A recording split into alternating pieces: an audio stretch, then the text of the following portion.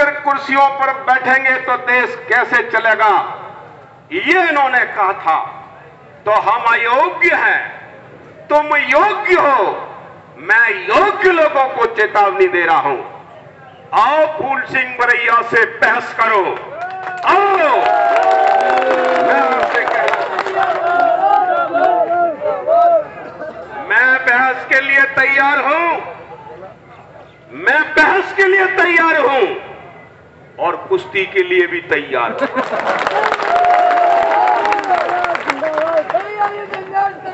तुम्हारे साथ है और जैसे लड़े वैसे तैयार। कैसे इनको छूट डली है, लेकिन मैं ये कहने आया हूं वो बता दूं पहले। ये कहते हैं कि अंग्रेजों के संविधान की नकल है, इंग्लैंड के संविधान की नकल है। ये कहते हैं भाई आप लोग तो इंटेलिजेंट हो, ब्रिलियंट हो, तो आपको ज्ञान नहीं है कि नकल कैसे है। आप तो होशियार हो, गड़रिया काछी अहीर ये बेदिमाग है, इसको नहीं बैठने दोगे तो तुम तो दिमाग वाले हो। तो दिमाग वालों से मैं पूछना चाहता हूं कि अंबेडकर के संविधान, अंबेडकर ने अंग्रेजों के संविधान की नकल कर दी है, ये कहते हैं ये लोग। यही धरना में कहा था, जिसका मुख्यमंत्री दिल्ली में बैठा है, जिसका प्रधानमंत्री यही है। इन्होंने कहा था कि अंबेडकर ने इंग्लैंड के संविधान की नकल कर दी है। मेरी आवाज जा रही है आपके कानों में।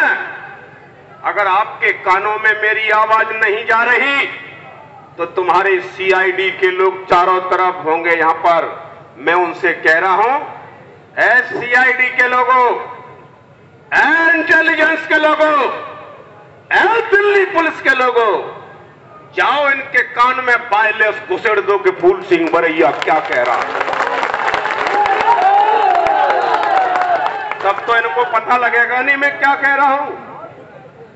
नहीं है तो क्या कह रहा हूं सुनो, और वायरलेस से स्टार्ट कर लो। दिल्ली के इंटेलिजेंस के लोगों, सीआईडी के लोगों, वायरलेस ऑन करो अपनी, और मोदी साहब के कान में घुसेड़ो, और जाओ यहां पर जाकर के मुख्यमंत्री के कान में घुसेड़ो। क्या कह रहा हूं कि तुम होशियार हो, ब्रिलियंट हो, तो तुम्हें ये ज्ञान नहीं है। नकल तो उसकी की जाती है कि कोई चीज पहले से हो।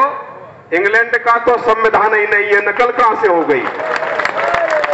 ये होशियार है, ये इंटेलिजेंट है, ये ब्रिलियंट है। सुन लो मोदी साहब, आगे के लिए काम आएगा आपके लिए कि इंग्लैंड का संविधान लिखित नहीं है, और लिखित संविधान जब नहीं है तो नकल कैसे हो गई। ठीक है कि नहीं। नंबर 1।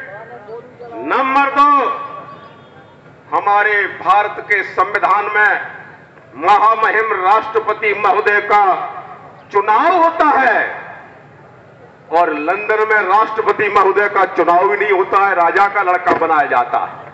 कैसे नकल है, कैसे है नकल, ये इनको मालूम नहीं है। ये तो रिजर्वेशन का विरोध करने वाले लोग हैं, ये तो रात दिन ये कहते हैं ये तो गधे गुदू बैठे हैं, हम होशियार हैं।